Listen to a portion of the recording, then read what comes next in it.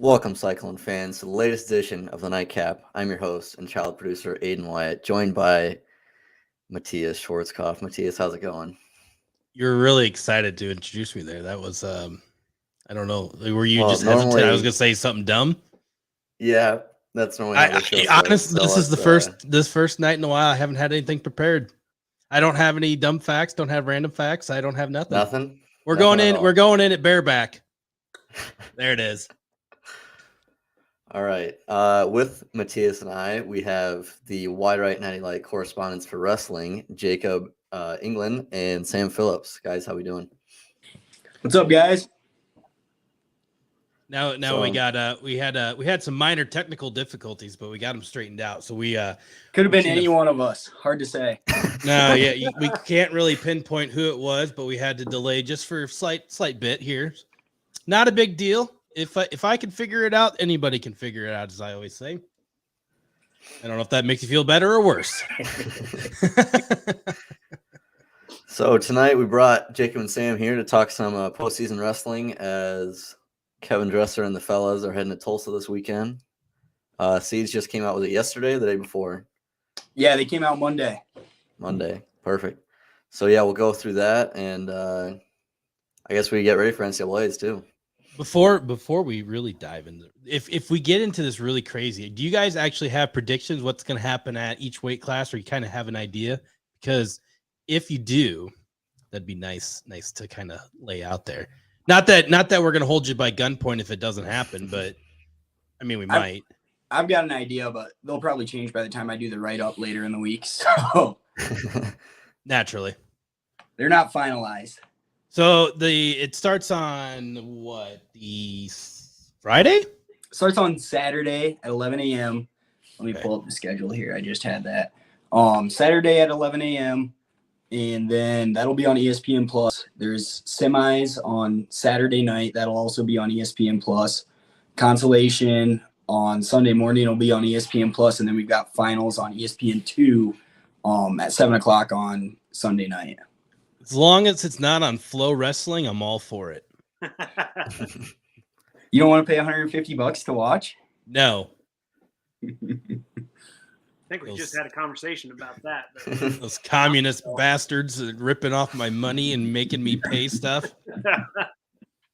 I just want to pay that $5.99 from ESPN Plus. Put it all on there. That's what it's there for. Yeah, it's a shame they don't have a pay-per-view option. I mean, and the quality has gone down in years past. They used to send, that's what I'm saying, their whole crew there and have like their top-tier announcers, and now it's university produced, which there are some that do it really well, but there's others that do it really poorly. So their dirt track production is just complete garbage too. So that's why I'm like, that's what pissed me off before last summer about Flow. And then I keep seeing this, all the other stuff pop up on Flow Wrestling. I'm like, no. Is there a good dirt track production out there? Yes, there is. All right.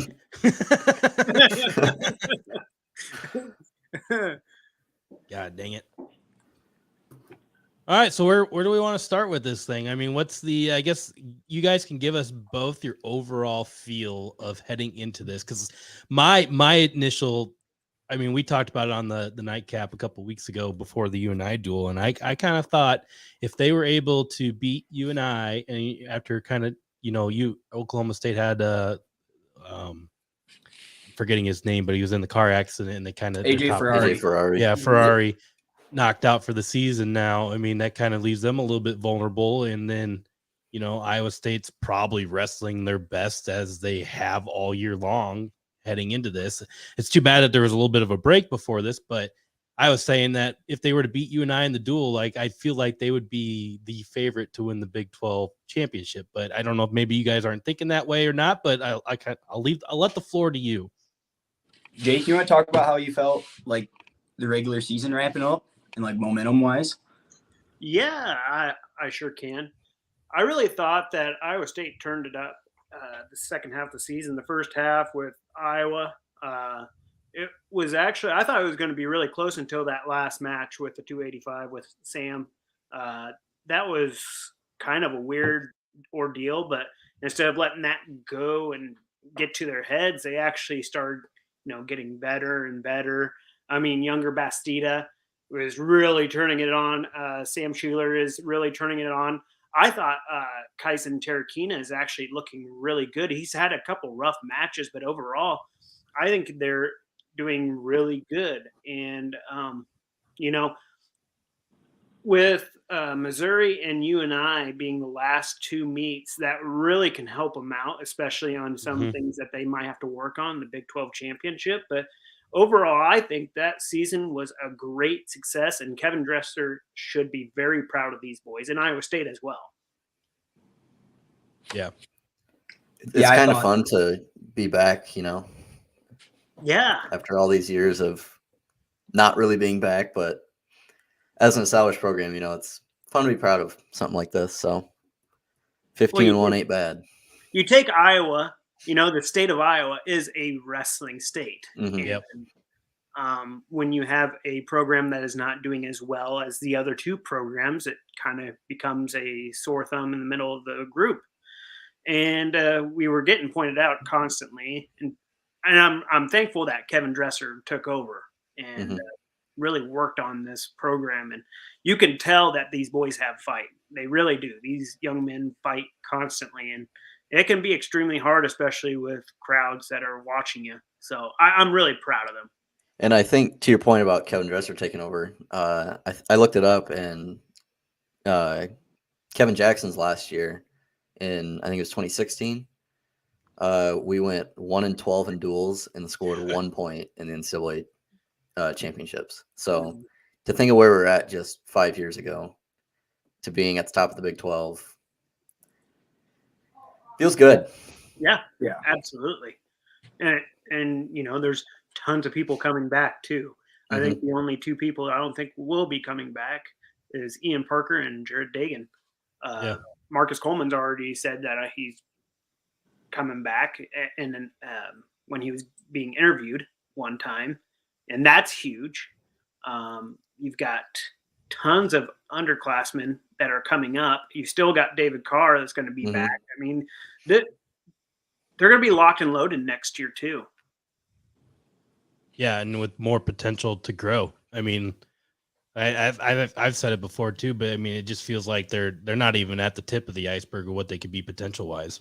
Oh no, I believe wholeheartedly that, especially with these young kids starting to grow into young men, they'll learn more and they'll be more confident, and that's the biggest thing in these wrestling tournaments and these duels and whatever they go in. You can definitely tell the people who are starting to gain confidence and gain that knowledge and kind of that fighting attitude. So I'm really impressed. I'm really excited to see the next few years with these young men grow and continually get better. Well, should we hop right into it? We're going to talk 125. We can do a little weight by weight look. Yeah, sure. Let's do it. We'll kind of yield this and let you kind of direct the ship through the weight classes and kind of just give your, both of you just kind of spitball back and forth. I mean, what your overall opinions of each weight class and kind of how you see it from your perspectives playing out this weekend. Yeah, sure. So 125, there's some incredible weights in this conference. It's far and away the second best conference. I mean, the ACC has a little bit of a claim to it because there's not as many teams, but I mean, they have half as many teams. So it's just not, can't stack up a gauntlet that you have at the Big 10s or like the Big 12s this weekend. So Big 12's got 58 allocations. Actually, we should probably talk about the allocation process before we get too far into it. Wrestling, like, I'm not sure how many other sports do it where the conference tournament is actually the designated NCAA qualifier for the nationals at the end of the year.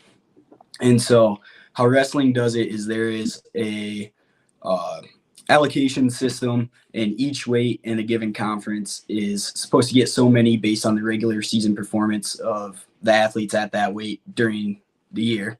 Yep. And so the three criteria for that are win percentage, RPI, and the coach's ranking. And so for the Big 12 to get 58 allocations, second most out of any conference in the country behind just the Big 10, which I don't think anyone will ever catch the Big 10. at least not for a few decades. Right.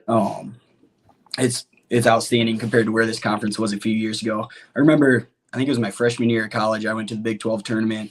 It was one of the first years they were down to only 4 teams before they added the affiliate members. And it was in Ames, and it was just a 4-man brackets. And at that point, it was actually too few teams to even get any conference allocations. They all had to go through the wild card process. So, yeah, just insane to see the growth of the conference, and these affiliate schools as well have really provided a lot of depth. And then you get into like now Missouri's an affiliate school. They're back in the league after, 10 years away. They last won the title in 2012, which is actually more recently than State. They last won it in 2009. And then you talk about UNI on the come up. Wyoming's got some studs. South Dakota State's got studs. Northern Colorado has former Cyclone assistant coach leading the charge in Troy Nickerson. They've got Mike Marino, former 2-time All-American for the Cyclones, on the staff. So there's Cyclone connections at a lot of these schools, and it's really been cool to see those schools develop since they joined conference. But we can get into it. 125, there's going to be 6 guys sent on to NCAAs, at least through the allocation process. Now, if a wrestler doesn't place in those top 6, they do still have a chance through the wild card process. Those will come out sometime after the conference tournaments, looking at all the wrestlers that did not, like the next 4 or 5, depending on how many were allocated. So yeah, 125, 6 guys going, and I'm seeing 8 guys that were in the national rankings. So you want to talk about Terrakina there, Jake? Yeah, for sure. Do you want me to start with the allocations with him, or do you want me to go in the Big 12 tournament? Yeah, just talk about Big 12 tournament. Man, I really think Eisen can make some noise in there. If you look at, some of the matches that he got defeated in, it was only by a few points, or, the last second takedown, or, very last second stuff. There was not very many people that could actually, take off and get Terrakina in a major, or even, even points after. It was always in the third period or something in the second period. I really think that if Eisen is in his mode that he can be, and I've seen him this year, I really think he can be in the top 3. But that's if he can really zone in. If he can't, then I don't know. But for me, Eisen, he's a dang good wrestler, really good wrestler. I really like the way he wrestles, but he's got to be confident when he's going into this Big 12 tournament. He's a top 3 guy. I really do believe so, but sometimes people catch him. Yeah, there's no doubt. To your point. Yeah, go ahead, Sam. There's no doubt Kaisen's a top 3 guy. Seeds came out yesterday. We've got Killian Cardinale from West Virginia at the 1 seed. Eisen beat him in the duel in Hilton. Taylor Lamont is a returning All-American at the 2 seed. He took 5th last year. He's from Utah Valley. And then, so we didn't see Utah Valley this season. Brody Teskey's the 3. That was an awesome match at West Gym, not West Gym, the McLeod Center. And Terrakina's backup, actually, Corey Cabanban beat him early in the season in an open tournament. So I would not write Terrakina off from stealing that one back. The 4 is Trevor Master Giovanni from Oklahoma State, who Eisen went on the road and took him out in a bounce back loss. Eisen lost before to Joey Prada from OU and really could have just gone into a slump. But the way he bounced back and got that win, it ended up being a huge win for the team to start off that duel. So, yeah. And then Noah Certain from Missouri, we just watched that a few weeks ago. And that went right down to the end until Certain got that cradle locked up, which I don't think Eisen's going to be hanging on too late onto that leg like he did there and almost got pinned. Was that the one where it was like he definitely should have been pinned? That was the one that definitely looked like he was pinned. Yeah. I didn't see it fully. I'll trust the ref. Right. Yeah, right. there was no pin there. Like I always say, the ref's always right. Except when he's wrong. Yeah. Which in that case he wasn't, So yeah, I guess Terrakina sitting at the 6th seed. He would probably see a rematch with Teskey in the quarterfinals, and that would be a huge matchup, potentially right off the bat. With Big 12 brackets, they seed the top 8, and then the next 4 are randomly drawn in. So the 1 seed may get a first round match, or they may get a first round bye. The reason they do that is, I believe, so that with the team race, it could be an advantage to have, your 1 seed wrestle the number 12 guy first round instead of getting a bye, because he could score bonus points. So they kind of do that for the team race. So I guess with this weight class, how do you guys, if you had a vision today, what would be the ultimate end result for him? And then, if in best case scenario for Iowa State to just kind of keep ramping up through the weekend? Oh, I'd say best case scenario, he goes out and makes the finals at least. I'd love to see him match up against Lamont. Lamont's kind of a funkier wrestler. And we haven't seen that yet. They might have wrestled last year, but I don't remember. And Terrakina is a completely different wrestler this year as well. So, yeah, that's a matchup I would really like to see. I would agree with him. Finals would be the best case scenario for Kyson. I truly believe that he has the capabilities and the tools necessary to get to the finals. I think it's a wide open race at this point for 125. Whoever gets it. So, Kyson has wrestled really, really good, and sometimes he's gotten caught, and that's just the name of the game sometimes, especially at 125. So Lamont and Terrakina wrestled each other last year at the Big 12s. Lamont took it 7-5. Yeah, not bad when you think about that same tournament. Terrakina got tech followed by Master Giovanni and then turned it around and beat him this year. So, yeah, we move on to 133. Go for it. That is going to be, far and away, Dayton Fix, returning world silver medalist, NCAA route. He's the heavy favorite here. I would be surprised if he gave up an offensive point. It's kind of, when you're talking titles at this way, it's him. Next question. Where it gets interesting is in that next tier of guys. Let's see, how many allocations are there to try to get Ramazan qualified for the national tournament? I think he is. He is. He received an allocation, so he earned one of those 6 spots. So if he places 6th, then it's expected that he will be someone who places in the top 6. And he got the 5 seed. He'll have a rematch in the quarterfinals with Kellen March, who actually kind of a similar situation to Terrakina wrestling certain. March put him on his back and pinned him in the duel. So that would be a huge one to get. If you get into the semis, you're guaranteed top 6. Yeah. Well, I imagine that he's thinking about that if he does get that rematch. So we're thinking best case scenario there, top 6. Yeah, just kind of move on from that point. He could potentially move into the top 4, but at this point, just make it to nationals and make some noise there. Top 6 and anything else after that's gravy kind of thing. Exactly. Correct. 141 is probably my favorite or my second favorite weight in this tournament. We got Ian Parker coming in, senior, top seed. He's been a finalist before in this tournament. We've also got Clay Carlson there from South Dakota State and Andrew Alirez from Northern Colorado. Alirez is actually a huge MMA recruit. The dude has hands. Really? He's got the wrestling background to really be a star in MMA. So, yeah. And then number 4 seed at this weight is Alan Hart from Missouri. In the duel, Hart was hurt. Hart's been injured for a while and took a bad loss right before he took some time off for injury.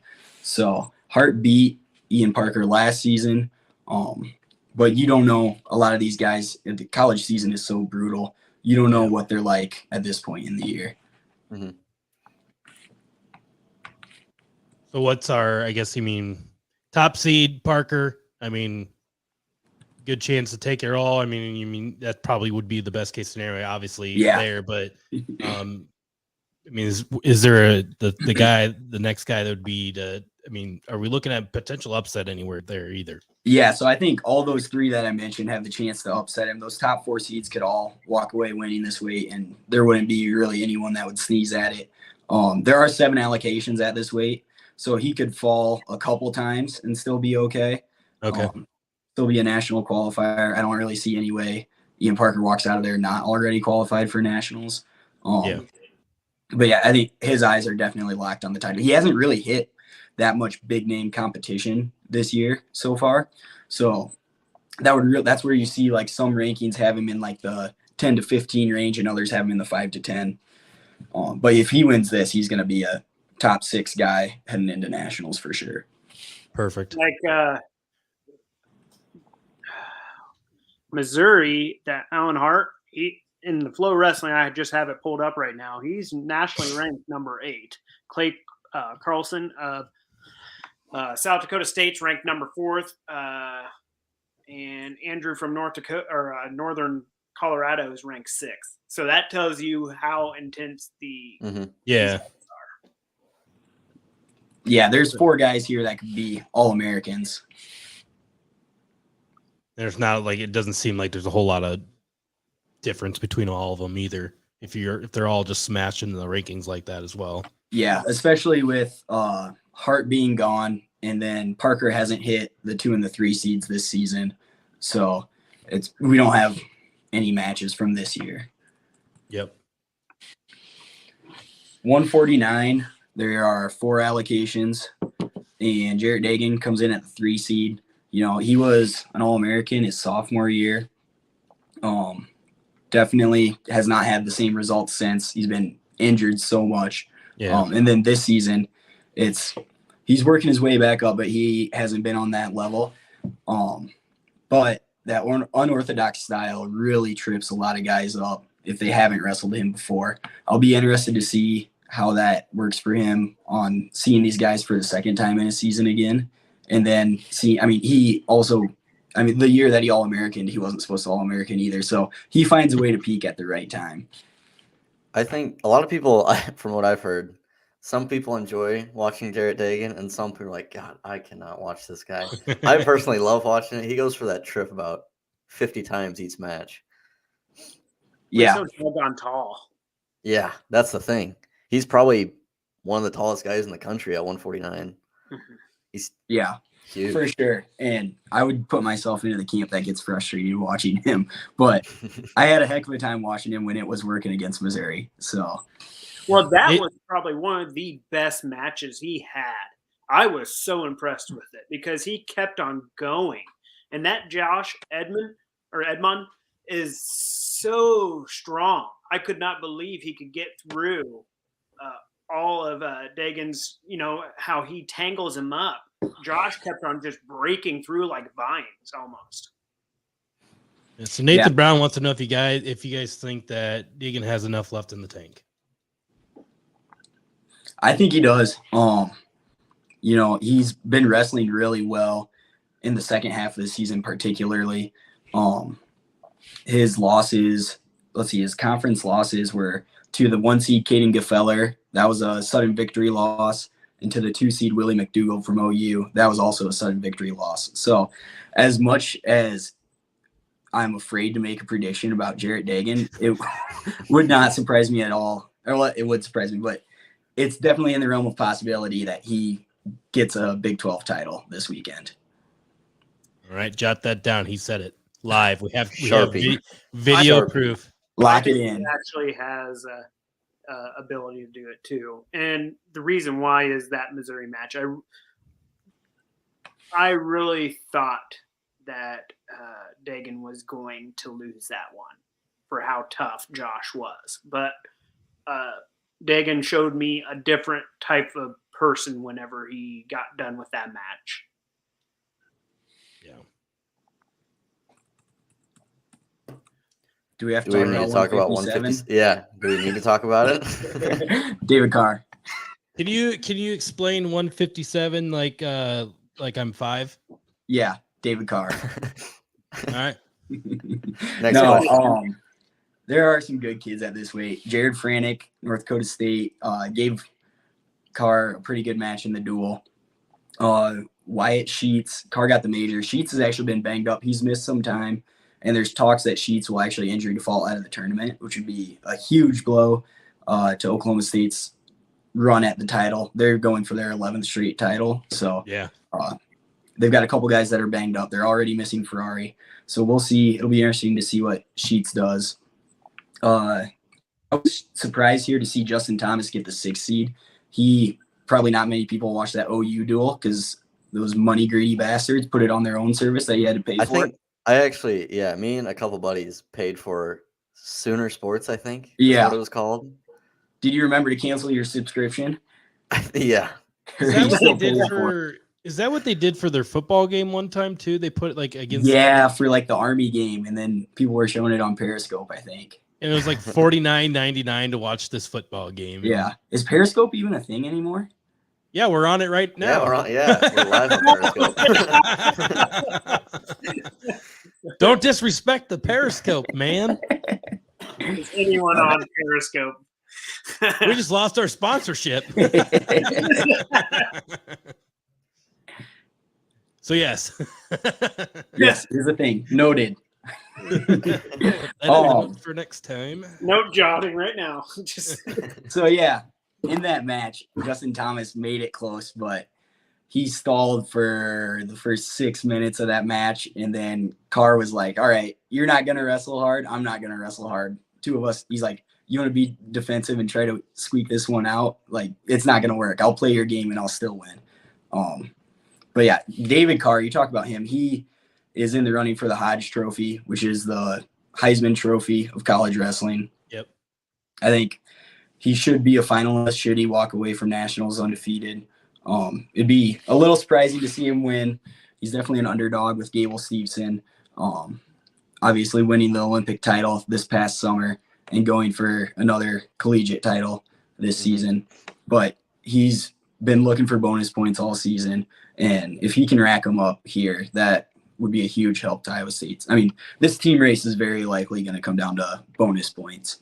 So you got to get them where you can. Because there's been, for example, that Oklahoma duel and the UNI duel, Carr didn't get them and then came out in the next duel and poured it on and made sure he got them. So I think he'll be after it. Take all we can get. So I mean, you've been mentioning. You've been mentioning allocations. I mean, how many allocations are at this weight class? Let me check my notes here. This one had more, didn't it? This one had 6. As long as it wasn't 0, Carr's gonna make it. Yeah, let's say. I mean, not that it really matters for us here, but it's just kind of for the realm of just seeing what the differences between the weight classes are. Yep. Yeah. So in the Big 12 this season, they vary from 4 to 8. 174 had 8 was the most, and then 149 and 184 were the least with 4. All right. So that's halfway through. Who are you most excited to see out of those first 5, Jacob? Say it one more time. Who are you most excited to see wrestle out of those first 5? Tarakina. I mean, I know Carr's going to be Carr, and he's going to look damn good. That's easy enough to say. But Tarakina, I am very interested in what he can do. And I love his style. I know I rave about him, but when he's on, he's on. And not a lot of people can get him. And I really want to see him actually ride people out. And he is so dang good at that. So I'm excited to see him and see what he can do. I think I was talking to you about it, Jacob, after the West Virginia duel. Like his best match of the whole year was against Cardinal. Mm-hmm. I thought anyway. Yeah. So yeah. I mean, anything could happen there. The thing is when Tarakina plays catch up, that's when problems happen. Mm-hmm. He gets caught in a move, and then they get him on his back or something like that, and then 2 to 4 points extra come on there. But for me, Tarakina, I think has a lot to prove, actually. If he can move up in the rankings and move up in the allocations and do what he can do, I can see him making a lot of noise this weekend. And here's just a spitball question, but if you eliminate, let's just say those first 5 weight classes, you eliminate Carr out of the equation because we know he's probably going to win the whole thing. But out of the 4 remaining, if somebody comes out, and I'm kind of reading between the lines here with Talkin, but if somebody comes out with their hair on fire and they're kind of setting the tone and they're wrestling well above to what you think, I mean, if out of any of those 4, one of those guys are just dominating and setting the tone, or any of those 4, you say, okay, they're wrestling well, we might win this whole damn duel right now? I mean, are any of those 4 remaining going to be like a tone setter for the rest of the weekend? I think, yeah, Talkin is definitely one. If Dagen makes the finals, then that would be a huge win for him in the semis. And that's what I love about this tournament is you get the semis knocked out on Saturday night, and that's just, you get the good matches on Saturday, and then it just gets better from there on Sunday. And so you can really set the tone for the weekend there. If Ramazan Atasayev can come out and just, probably going to get, things are probably not going to go his way in the semis, but if he is someone who places above their seed, that would be just great. Particularly if he opens up, because we've seen him be so defensive this year, and where he's been most successful, where he won like a university nationals title in freestyle, is when he's getting that single leg takedown going. Whereas this year he's been a lot of controlling ties, which is good when we're wrestling Oklahoma State and we need Dayton fixed not to get the major. But it's not going to win you a Big 12 title, and it's not going to, that kind of thing is not going to punch your ticket to the national tournament. Well, Ramazan is actually dealing with the same issue that younger Bastida was dealing with, and that is going from freestyle to folk style. And if people don't know, and they're watching right now, freestyle to folk style is 2 different ball games, completely different ball games. And it can be quite difficult to transition from one side to the other. Is Ramazan, is he a sophomore? He may be a freshman by eligibility with the COVID year. Okay, gotcha. But even then, if he's had a year of experience, you still have, it's almost like you have that instinct of doing freestyle, and he's trying to fight that. He's trying to be defensive. He can't do the things that he can do in freestyle and folk style. It's just those things that can be extremely difficult in that situation. And we'll get into it more with younger Basita, but I mean, as good as he's been this year, it still took him a while to figure out folk style. I mean, he's in a way become an entirely better wrestler just from the beginning of the season. Mm-hmm. Yeah, absolutely. I just checked. Ramazan is technically a freshman. He did a gap year when he moved to America, and then he redshirted his first year at Iowa State, and then last year did not count towards eligibility, so he still has 3 years left after this season. Well, how about them cookies? How about it? Year senior. We move into the second half now. Let's do it. We got 165.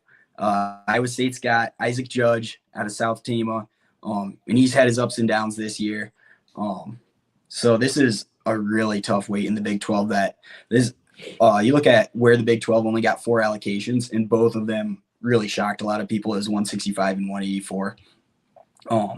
So your top seed here is Keegan O'Toole. He was a junior world champion.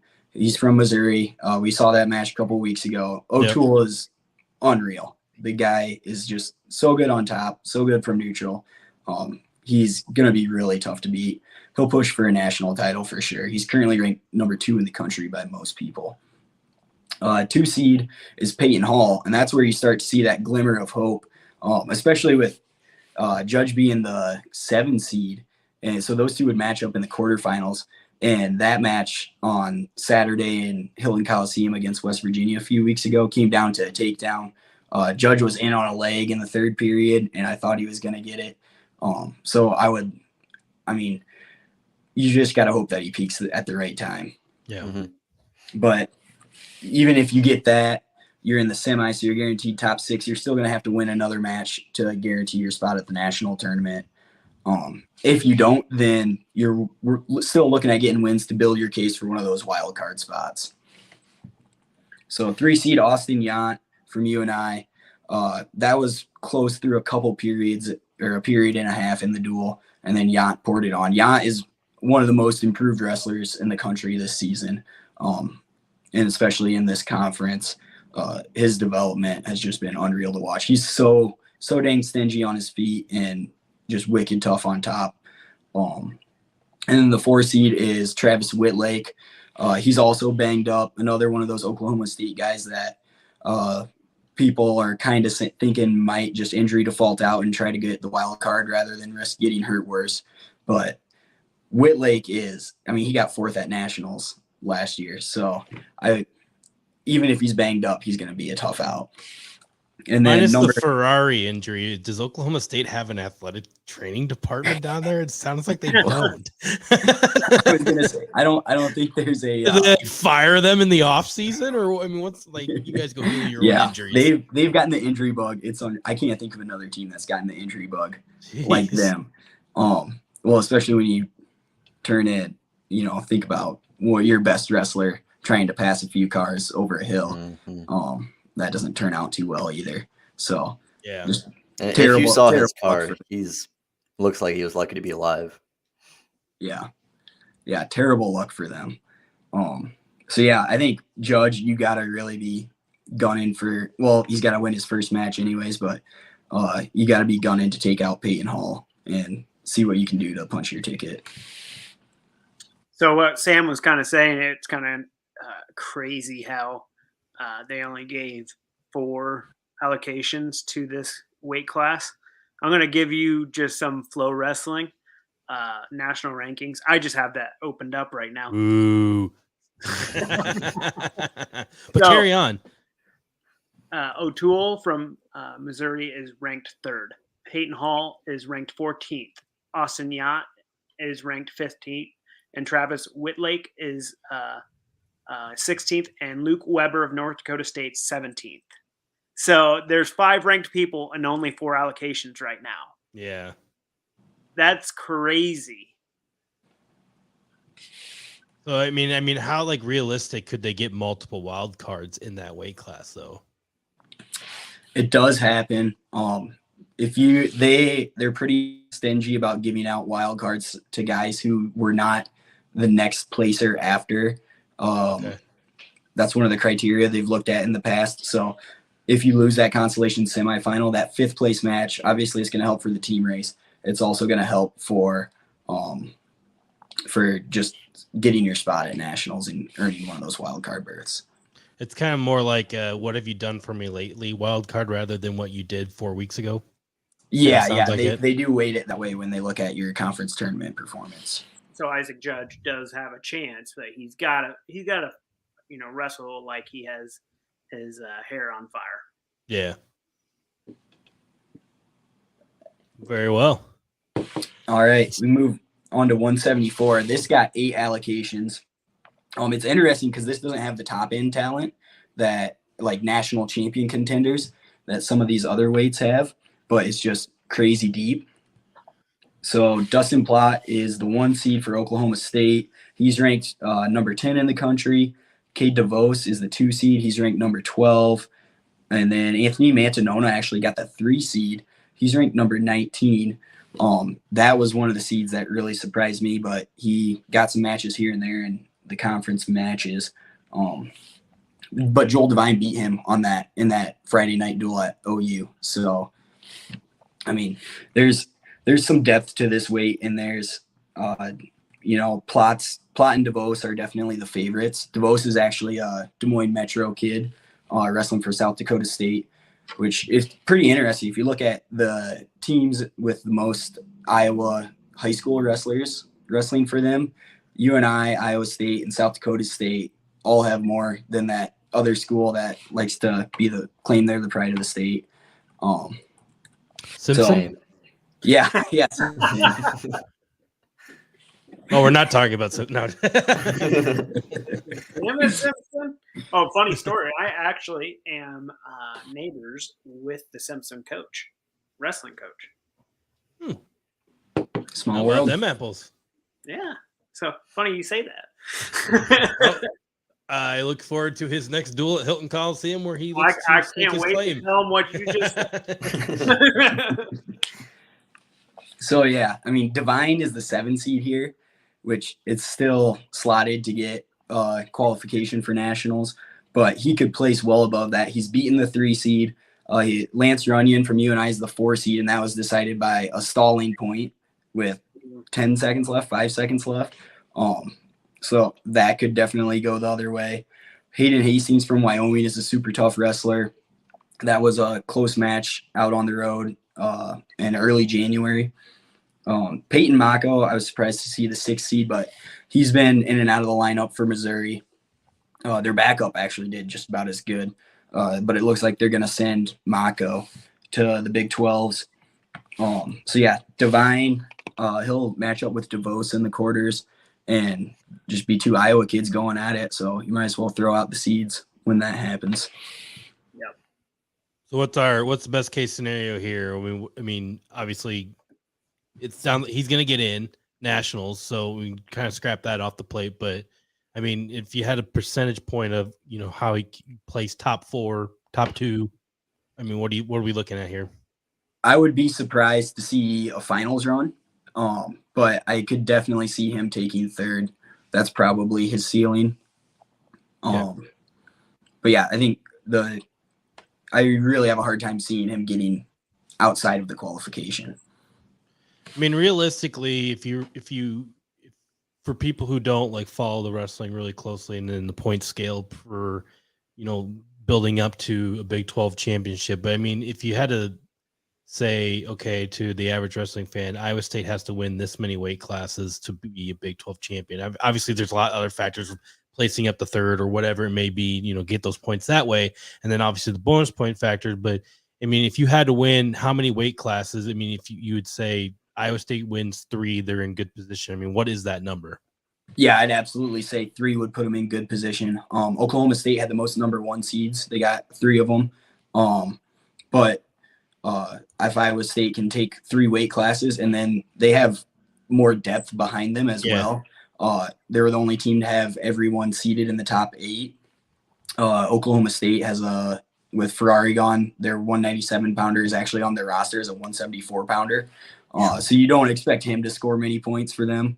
A lot of the other teams have holes in the lineup like that. Whereas we're looking at Iowa State's lowest seed, one of their lowest seeds, a 7 seed, and thinking he could very easily take 3rd. So that's with the point system. A lot of the points for the tournament come from your placing points. So first place, and then there's a big gap between 2nd place, and there's a little bit smaller gap between your 3rd place points, then a little bit smaller all the way down. So this is where a guy like Ian Parker, if he has a really good tournament and wins it, even if he wins, 3 overtime matches, those are huge overtime matches for him to go from 4th to 1st. Mm-hmm. Mm-hmm. Yeah. So really, I mean, in theory, Iowa State wins 3, Carr, Parker, and whoever else, Bastida. We'll just say Bastida, just for the hell of it. And then you get the optimal placing finishes. Iowa State's can be looking like they're going to be sitting in prime position. Obviously, as we've been talking through this, there's a lot of factors. I mean, even there could be some other factors that guys wrestling a lot better than what they have or have the potential to, that they could blow this thing out of the water if things fall into place. Yeah, especially if Oklahoma State's injured guys don't perform, and Missouri's had some guys that have been up and down. So yeah, those are really who I view as the biggest competition. UNI will probably be in the conversation come Sunday morning, and then fade a little bit. That's what they've done in the past. Wyoming has been in the conversation on Sunday morning and faded in the past. Oklahoma actually came out of nowhere last year. Iowa State beat them in the duel, and then they actually tied for the team title with Oklahoma State. And so, you hate to count out a team that just surprised everybody last year, but I don't know if lightning's going to strike twice. Yeah. Hope not. Yeah. As long as Iowa State performs a little above what they're actually putting, and some actually go and win first place. Let's say that Ian Parker and Carr and somebody else might do it. If you don't mess up big time, then I don't think Iowa State's going to have any huge problems. But let's just say Joel Devine or Isaac Judge or somebody really kind of screws the pooch on there. Well, then Iowa State has to dig a hole. Yeah. They got get out of that hole and try to get into a better position. Then you're really looking at, okay, what can Iowa State do now? Yeah. So sorry to get everybody off pace. It's something that popped in my head and I would have forgot it later. Yeah. If anyone else has just normal wrestling questions, throw them out there, because I'm sure I've seen a lot of Iowa State fans interacting who may or may not, they might know a little bit, or maybe they haven't followed the sport in a long time. And then you have the differences between the high school level and the rule sets at college and how all those things work. So definitely happy to answer any of those questions. Also, I have a grievance there. Is that ref in Missouri was like, did somebody pay him to call stalling like every other 5 minutes? Because it was driving me nuts and I wanted to punch the guy in the face. Yeah, the college refs don't mess around with stalling. It's also a lot more legislated in college, whereas in high school, it's more subjective in how the ref feels. In college, it's like you go out of bounds. Say that you go out of bounds when they're neutral. They either have to call someone for pushing, someone for backing out, or they can say wrestling action. And so that's where you get a lot of them racked up. And I think if, like, say your team needs 6 points to win the duel, a lot of times with the current rule set, it may be easier to try to get the guy disqualified for stalling rather than pin him. Which is kind of insane when the point of the sport is to pin someone. But yeah. Hey, if they set you up for it, I mean, I'd probably try to exploit it. But yeah, exactly. And I'm also fat and out of shape, so it does make for more exciting matches. So there's definitely pros to it. 184. We got 3 weight classes left. 184. You got Marcus Coleman, who, if it wasn't for the unbelievable gains that Younger has made, Marcus Coleman would be the most improved wrestler on this team, I'd say. It's really interesting because he's been up and down the lineup, 174 to 197 throughout his career so far. Late in the Big 12 tournament, actually last season, he kind of got on the pin bug. He had 3 or 4 pins in the Big 12 tournament last season and helped Iowa State get pushed into 3rd place. So would love to see him do that. His biggest competition is going to be Parker Eisen, who's a kid originally from Wisconsin that's wrestling for UNI. He's a sophomore. Last season, he placed 3rd, and his only loss of the whole season was to the eventual national champion, Aaron Brooks from Penn State. And then they wrestled again right before Christmas, and it was another close match. So, Eisen is unbelievably fun to watch. He just goes and goes and goes. As long as he's not wrestling someone that you're rooting for, he's super fun to watch. He has a motor. Yeah, it's just suffocating to wrestle him. It's insane. Well, you saw Marcus just get tired after that UNI duel. I mean, he could not keep up with Parker. Parker just kept on coming and kept on going. Although Marcus was very defensive, and I thought that he went away from the attacks that he could have. Parker was just that aggressive too. Yeah, so that brings up, I mean, where you've seen Marcus's gains this year is when he just goes out and gets after it, like in the Oklahoma State duel against Dakota Gear. Even when he had the lead late, he could have kind of let off the gas and been more defensive. But then he gets that takedown in the 3rd period by basically just out-muscling and out-powering Gear. And that was just super exciting to watch him open it up in that match. So he's the 2 seed. Eisen's the 1 seed. Hope to see him in the finals, and then, you get your 3rd crack at the guy. Who knows? Maybe something different happens. Tate Samuelson from Wyoming, the 3, and Dakota Gear, the 4. So those are the 4 that earned, or those are the 4 guys that are slotted to finish in those 4 spots that are allocated. But there's some pretty stiff competition outside of those top 4. Yeah. You've got Cade King from South Dakota State is a tough kid. He's ranked He's been in the rankings all season. And then at 6, you have Jeremiah Kent, who we saw upset Marcus in that duel a couple weeks ago. So if Marcus sees him, I would be shocked to see him get hit in a big move again and fall in a 6-0 hole. But so that's where in that you're thinking at least he got it out of his system. Not everyone's going to have their best match every match all season. And you just got to hope that, that's the only bad one they got in there. And then Oklahoma's Keegan Moore actually took out Dakota Gear in the Bedlam duel last weekend. So that's another tough kid. Keegan Moore's actually at his 3rd Big 12 school. He started out at Oklahoma State and then spent some time at Northern Iowa, and now he's down in Oklahoma. So that's just kind of a little fun fact. Maybe we'll get him up to Iowa State next year to fill a spot. Just make the trip around. Okay, so we're a real quick best case scenario sitting here. Best case scenario, shock the world. I don't know if it'd be shocking the world, but it would definitely be a huge surprise to see him take out Eisen. Worst case scenario, if things go really, really bad, then you're on the outside looking in and waiting for a wild card berth. But Coleman he's been a top 10 wrestler. If not in the rankings, like his results have shown it all season. So he would be one of the guys where if something does happen, I'm sure he would get a wild card berth. Yep. Yeah. 197. This is just an unbelievable weight class. There's what?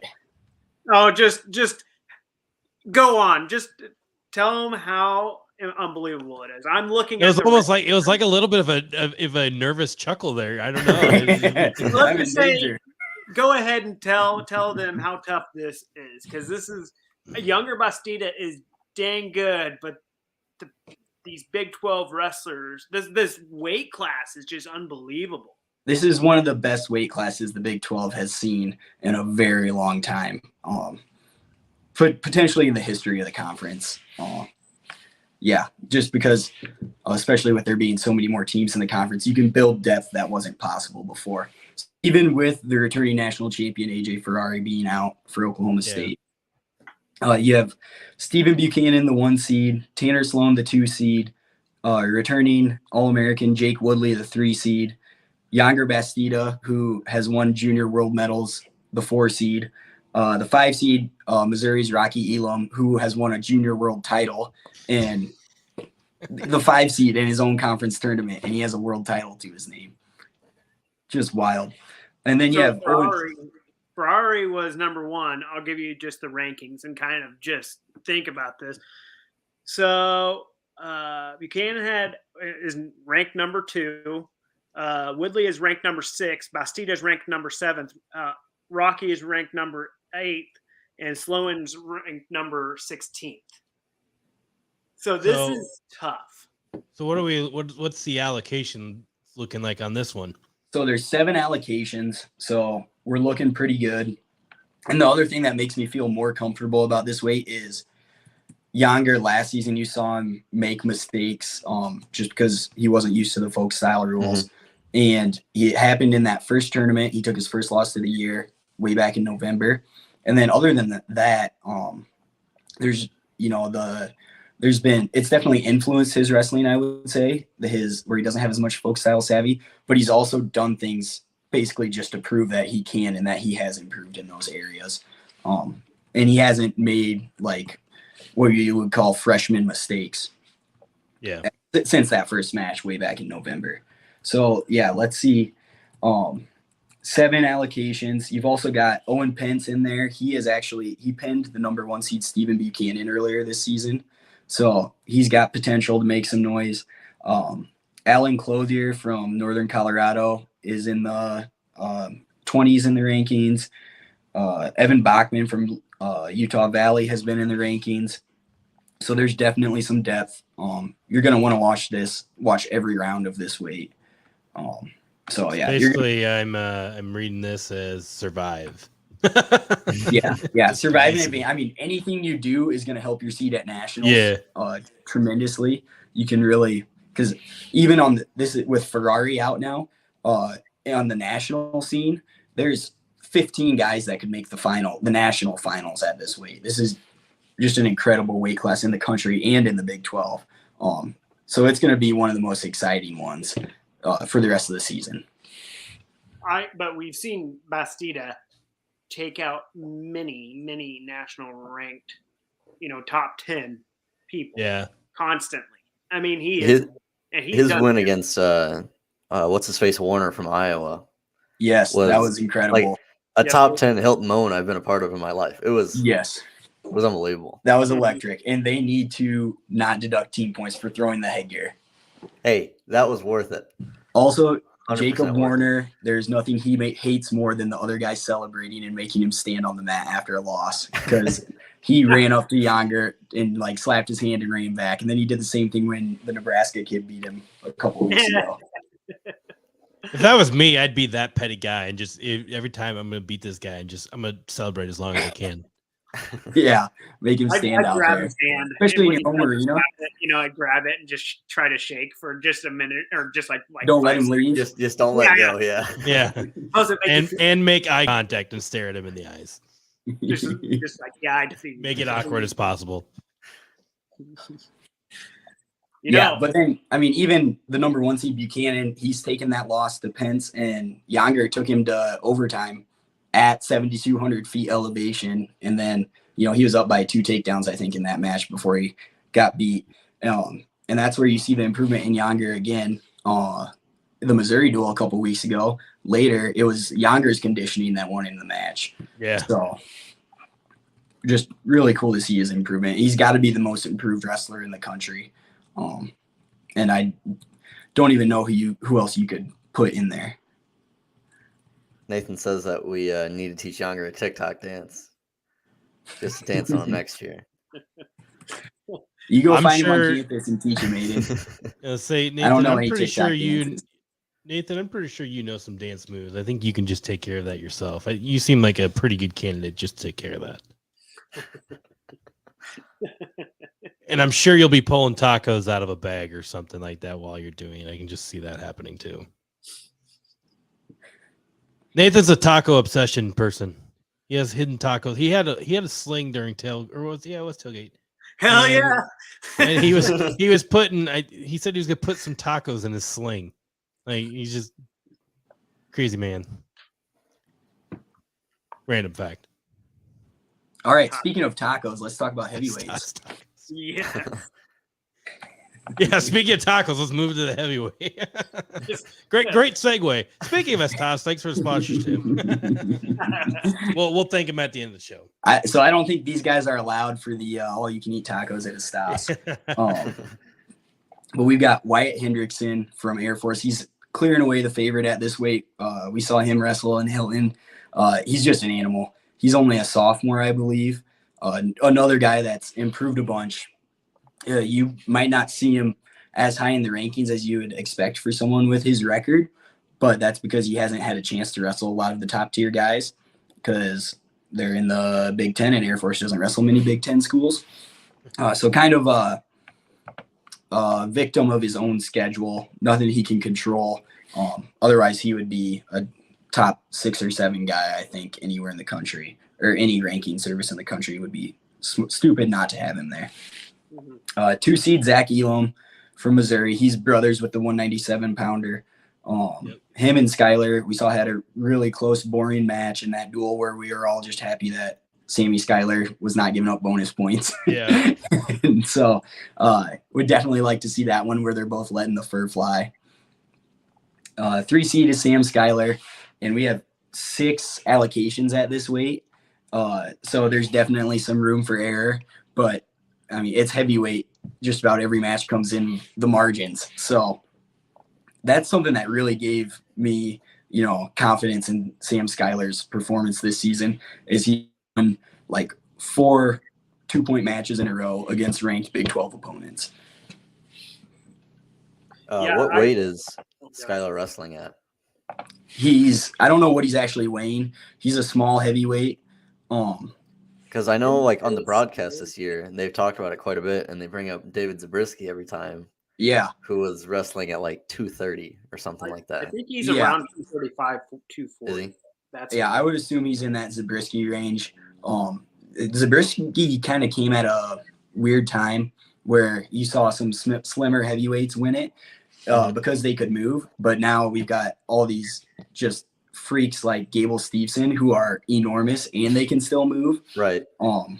So heavyweight has definitely gotten tougher in the last few years, where your athleticism is not necessarily good enough to win you a conference title or national title. Mm-hmm. What's actually the minimum that they can be at to be considered in heavyweight?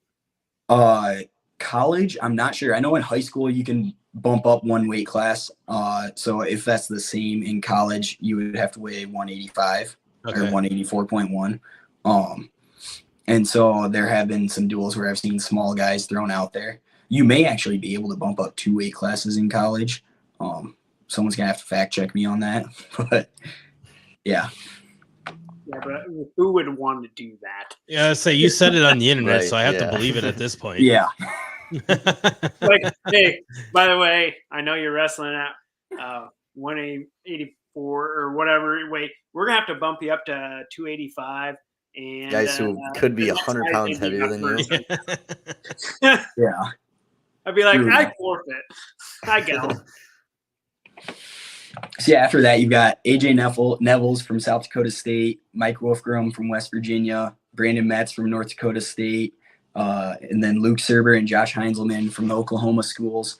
And all those guys have been in the 20 to 30 range pretty much all season, just swapping with each other as they beat each other and change the rankings around. One kind of disappointment, Wyoming has a really tough heavyweight named Brian Andrews. And so he was in that 8 to 14 range for a lot of the season, but he is not entered. He hasn't wrestled in a while, so took an injury and unfortunately not able to wrestle. So is it Terrence Schwartz right now? Yep, it's Terrence Schwartz now. Yep, who Skyler just really did not have a close match with in that duel. So I will say there's definitely the besides Marcus Coleman and Younger Bastida, Sam has really improved over this year. It's just crazy from November to now. He has done a terrific job. Yeah, it's been really cool because he was a huge unknown. He's a transfer from Buffalo. And after having Gremmel at the weight for so long, you just didn't know what you were going to get with a new guy transferring in. Just needs some stability. Mm-hmm. So, yeah, there you have it. Iowa State's going to have 10 Big 12 champs and walk away with this thing. That's the prediction I was looking for. And we have it here. Mark it down. Aiden, clip it. Put it out on Twitter tomorrow. Yep. Thank you, Estos Tacos.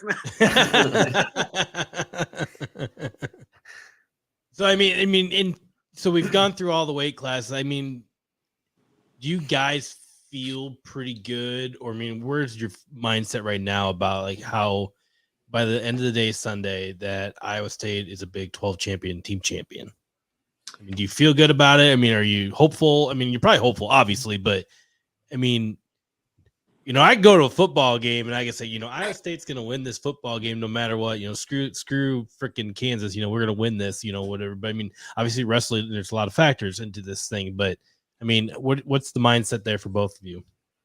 I feel pretty optimistic. One thing about the team this year is they haven't had very many letdown meets or tournaments or duels, and really not that many letdown matches. You can probably count on one hand the amount of matches where we've lost matches we were expected to win.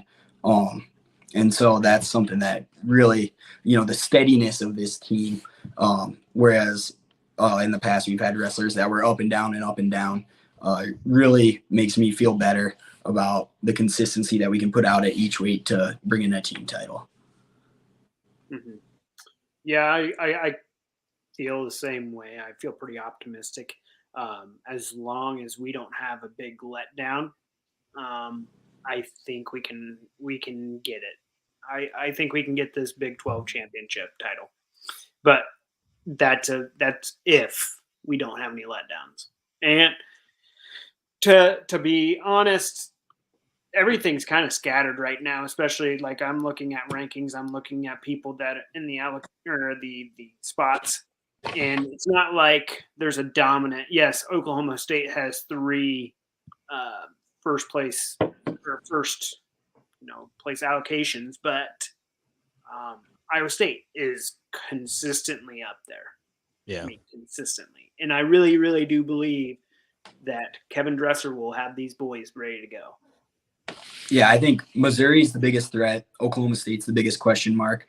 And then outside of that, teams might score some upsets here and there. And I would think that that's definitely your top tier would be those 3 teams. Mm-hmm. Yeah, I don't see any other teams. I mean, besides what you said, Sam, about UNI making a little bit of noise. But I think that will dissipate when Sunday comes around. Yeah. So let me ask you guys this. Aiden, you said Younger after the Iowa meet was one of your favorite moments of the season. What moments stuck out to you guys? Well, mine, I'm going to go right back to Younger, was the Missouri match. I mean, he was literally, not getting his butt kicked, but I mean, he was behind and yeah, we get a stall call as time expires. Grace of God, the stall call. But I mean, that was like, that's like peak. I mean, if you're not like and I'm not like a wrestling aficionado by anything, but I like understand it. But like, I mean, if you were to walk in and watch a wrestling match, I mean, imagine that one being inside Hilton, like the place would like explode. Plus, so I mean, at that time, Younger loses that match, we don't win the Big 12 regular season.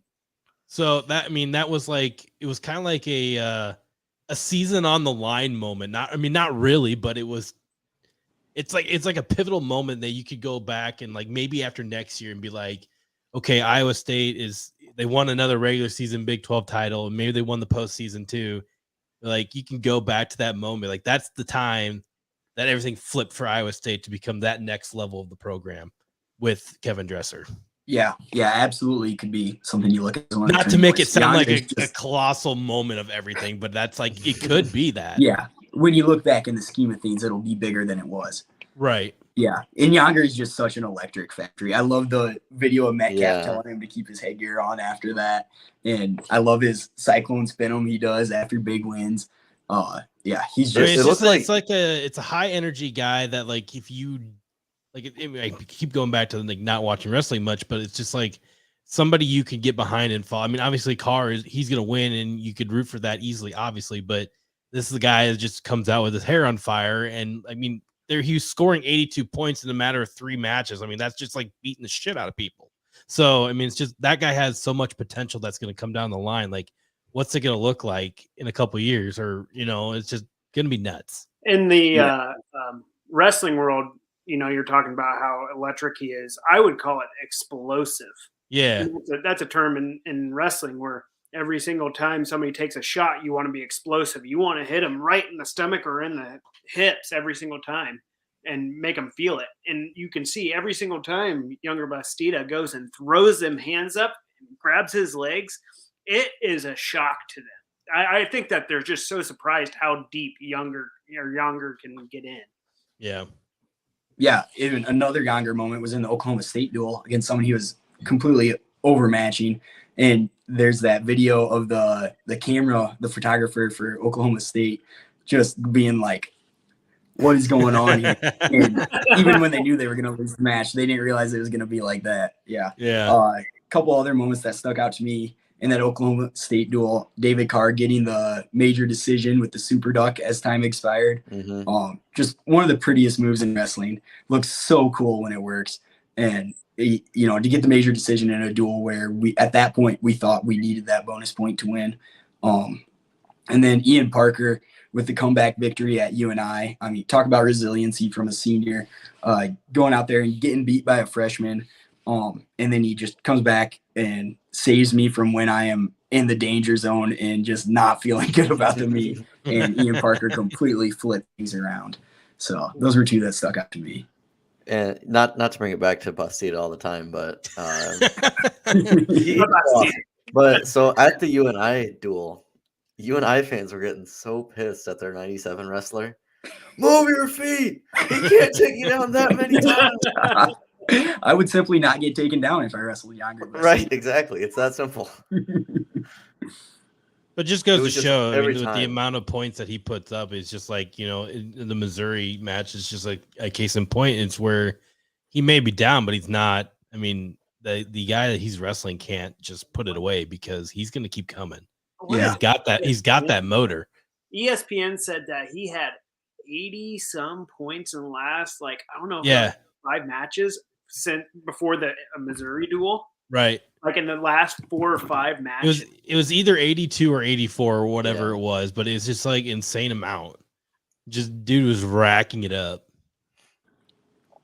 Yeah, I think it was the weekend of the Air Force in West Virginia. He tech fouled both of his guys. Yeah. Yeah. With mostly takedowns. Right. I'm actually going to bring it back all the way to the Iowa duel, believe it or not, because I actually think that they thought they had a fighting chance. I actually think that they had some belief because Iowa's been so dominant every single time. And then all of a sudden, Iowa State won a few matches and Iowa got pissed. And then it led to some really nasty stuff going on. But what I think is they made Iowa bleed a little. And they realized, hey, we can actually do this. And I think Kevin Dresser said it in the post duel interview. He said that Iowa's kind of been the bully the last however many years, and Iowa State fought back, and the bully did not like that. Yeah. Exactly.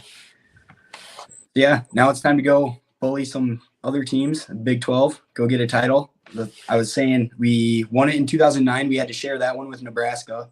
We won it in 2008 and 2007 all by ourselves. So it's been far too long for a program like Iowa State, who is undoubtedly one of the top 5 programs in collegiate wrestling history. So really hoping they can get back up to the top this weekend. Completely agree. Nathan says, fuck the Brands brothers. Co-sign. We're going to co-sign that on this nightcap here. That's going to be our new slogan. We are officially anti-Brands brothers. That's what you need to do is put up on Kevin Dresser when he has that little portrait. Fuck the Brands brothers. Yeah, there you go. Some may question. They may put in terms of people that are worse in this world, and the top 3 might be one is Putin, and the next 2 are the Brands brothers. Oh, yeah. Not tweeting that out. Got it real hard. Oh shit. Well, let's go win a title. How about that? Sounds good. Yep. I'm in. So I mean we had a lot of wrestling taught there, but just to really kind of hash this out, Aiden, before we kind of close things off for the night, but we got a basketball game tomorrow. Suppose we do. Senior night, fake senior night. We don't even know who's coming back, who's not coming back, but they're all going to go through. There's five people. Ferentz, Putin, Brands.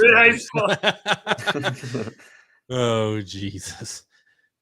So there's going to be 5 guys going through senior night tomorrow night. So all of them could come back if they want. I mean, Iowa State's got 20 wins. They, by the grace of God, escaped at Kansas State on Saturday.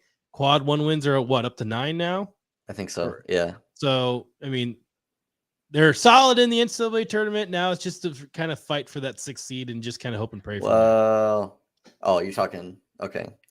Big 12. Not the Big 12. Wise, Not the Big yeah. 12. Big 12, we're kind of, it seems like if we win tomorrow, we're pretty much Since we've started, TCU has beaten TCU has beaten Kansas. So okay, that kind of locks it up for us as the 6th seed, right? Well, they still got to play Kansas on Wednesday now, or on Thursday. Means we have to win out. And I think they have to lose out. Yes, I think. We'll just see what happens. I don't want to be the 6th seed in the Big. I want that. Well, I don't know. The 6th seed would put us against Texas Tech. Oh shit. Yeah, that's the thing. So somehow get to that 4-5 game and let's just party from there. All right. Well, 4-5 game in Kansas City is 11:30. You drink a bunch of beer and get ready for the day. Mm-hmm. And that would be against Texas, which they also kicked our ass too. So I don't know. Fuck Texas. Poverty school can't even get a wrestling program, huh? Exactly. Couldn't be bro. us. So a lot of things to shake out here. Iowa State needs to get a win tomorrow. I mean, it's one of those games that they don't need to. I mean, I shouldn't say they don't need to win, but they need to win it because whatever. If they lose, it's like a bad loss kind of way because it's your last game in Hilton. We've had too many losses in Hilton already. Then you have an opportunity after you beat Oklahoma State tomorrow. You have an opportunity to go to Baylor and maybe steal one, and then get yourselves to 500 in the conference record, which saying that 3 weeks ago, somebody would have punched us in the face. Fun times. And Iowa State women didn't play very well last night. Not fun time. Just couldn't get anything going. Baylor's good. They're always going to be good.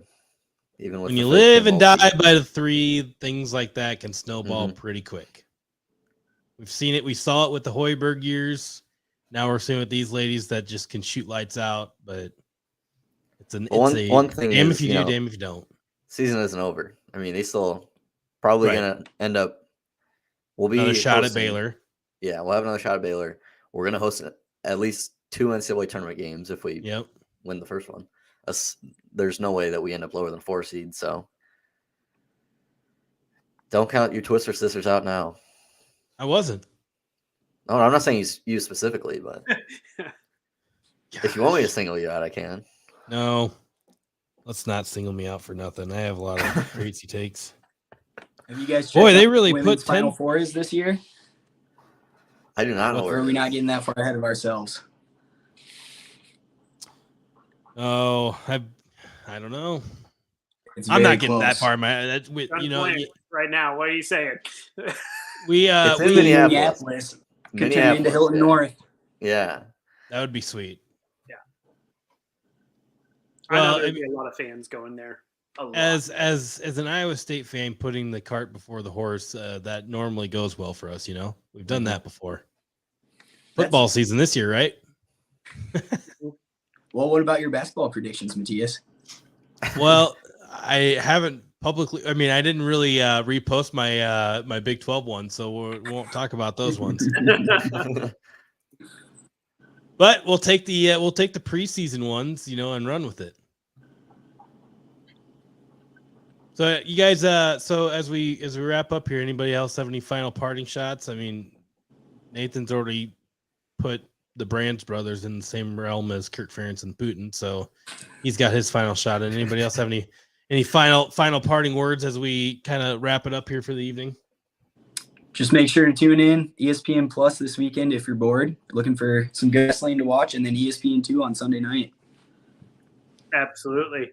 That 197 is going to be a for sure thing to watch. I'm saying that younger Bestie has his hands full, but man, is it going to be so much fun. And even this Big 12 tournament is just going to be a blast. So go and support your Cyclones. Really easy. Go crack a beer on a Saturday and Sunday and hoot and holler and do whatever you like to do, but support your Cyclones. It's big for these guys. All right. That'll do it, I think, unless anyone has anything else. Yeah, I was really looking really quick though on the TCU's remaining schedule. They got Kansas again, and then they got to go to West Virginia. So yeah, fuck, God damn it. Kansas is not good for anything, those sons of bitches. Jesus, whatever. We'll just shock Texas Tech and punch them in the mouth, and away we go. There you have it. For Matthias Schwarzkopf, Sam Phillips, Jacob England, I'm Aiden Wyatt. This was the Nightcap. Go Cyclones.